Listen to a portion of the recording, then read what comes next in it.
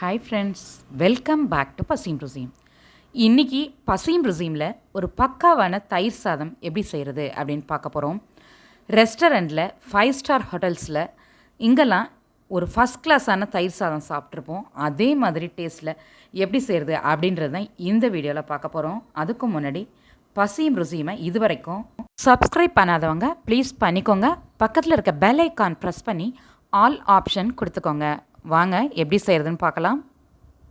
நான் எப்போதுமே சாப்பாட்டுக்கு பயன்படுத்தக்கூடிய ரைஸை ஒரு கப் எடுத்து இந்த மாதிரி கொஞ்சம் குழைவாக குக் பண்ணி எடுத்திருக்கேன். இப்போது சாதத்துக்கு தாளிக்க போகிறோம். ஸோ ஸ்டவ் ஆன் பண்ணி இந்த மாதிரி குட்டி பேன் வச்சு அதில் கொஞ்சமாக ஆயில் சேர்த்துக்கலாம். ஆயில் ஹீட்டான பிறகு 1/4 ஸ்பூன் கடுகு சேர்த்து கடுகு வெடித்த பிறகு குட்டி குட்டியாக கட் பண்ண பச்சை மிளகாய் 2, 10 கேஷ்யூ 2 சேர்த்து நல்லா ஃப்ரை பண்ணிக்கணும்.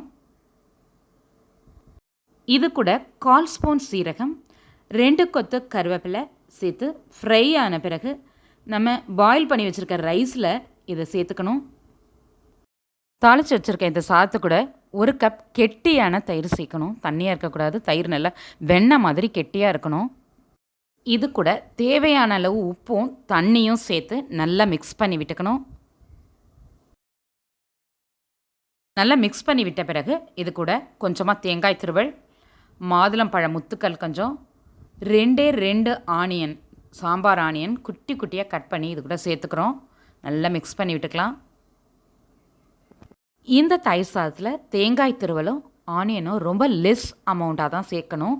சாப்பிட்றவங்களுக்கு நம்ம அந்த 2 இன்க்ரீடியன்ஸும் சேர்த்துருக்கோம் அப்படிங்கிறதே தெரியாத அளவுக்கு கம்மியாக கரெக்டாக சேர்க்கணும்.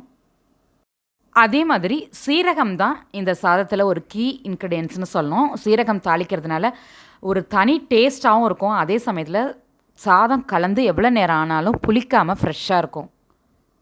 சூப்பரான கலர்ஃபுல்லான தயிர் சாதம் ரெடி. நீங்களும் உங்கள் வீட்டில் ட்ரை பண்ணி பாருங்கள் இதே மாதிரி.